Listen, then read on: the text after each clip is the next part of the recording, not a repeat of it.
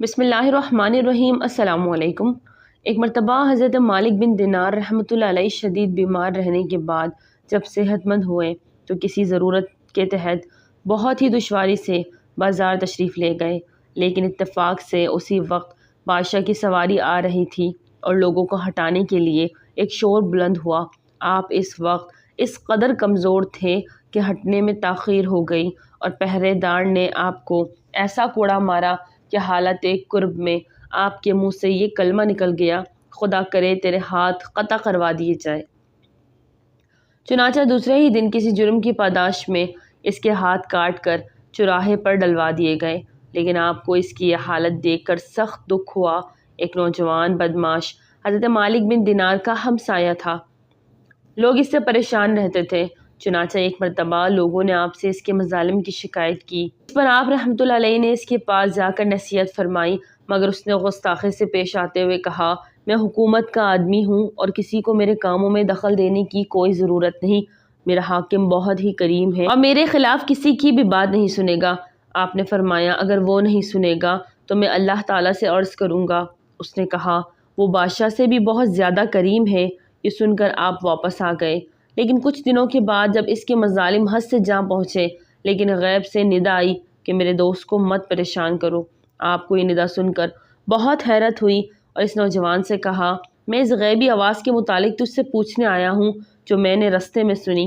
اس نے کہا، اگر یہ بات ہے تو میں اپنی تمام دولت راہ خدا میں خیرات کرتا ہوں۔ اس کے بعد وہ پورا ثاثہ خیرات کر کے کسی نامعلوم سمت کی طرف چلا گیا، جس کے بعد سوائے مالک بن دینار رحمۃ اللہ علیہ کی کسی نے اس کو نہیں دیکھا۔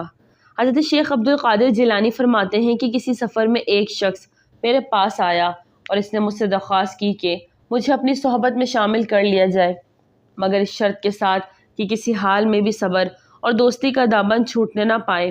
ایک دفعہ وہ شخص مجھے ایک جگہ بٹھا کر کہیں چلا گیا اور یہ وعدہ کر گیا کہ جب تک میں نہ آؤں اس جگہ سے نہ جانا۔ سال بھر اسی حال میں گزر گیا اور وہ شخص نہ آیا۔ میں حسب وعدہ وہیں بیٹھا رہا۔ پورا 1 سال گزر جانے پر وہ آیا اور مجھ کو اسی جگہ بیٹھے پایا، پھر اس نے ویسا ہی ایک وعدہ کیا اور چلا گیا۔ الغرض یہ واقعہ 3 دفعہ پیش آیا۔ آخری دفعہ جب وہ آیا تو اس کے پاس روٹی اور دودھ تھا۔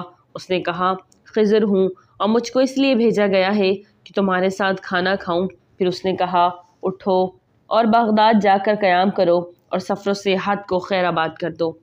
حاضرین نے پوچھا، اس 3 سال کی مدت میں کھانا کہاں سے کھاتے تھے؟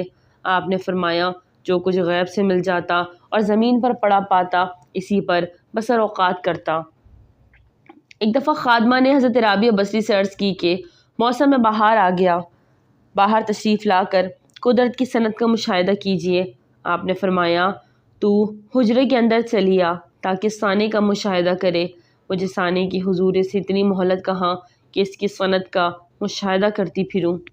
حضرت حسن بصری، حضرت شفیق بلخی اور حضرت مالک بن دینار حضرت رابعہ بصری کے پاس آئے اور محبت و صداقت پر گفتگو کرنے لگے۔ حضرت حسن نے فرمایا، وہ اپنے دعوے میں سچا نہیں جو تکلیف پر صبر نہ کرے۔ حضرت شفیق نے فرمایا کہ وہ عشق کے رستے کے قابل نہیں جو تکلیف پر شکر نہ کرے۔ حضرت مالک بن دینار رحمۃ اللہ علیہ نے فرمایا کہ جو شخص دوست کی دی ہوئی تکلیف پر لذت نہ پائے اس کا دعوی محبت صحیح نہیں۔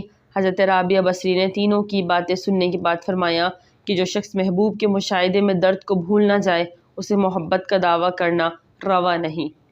ناظرین، ویڈیو اچھی لگی تو لائک کریں، چینل کو سبسکرائب کریں اور دعاؤں میں یاد رکھیں۔ السلام علیکم۔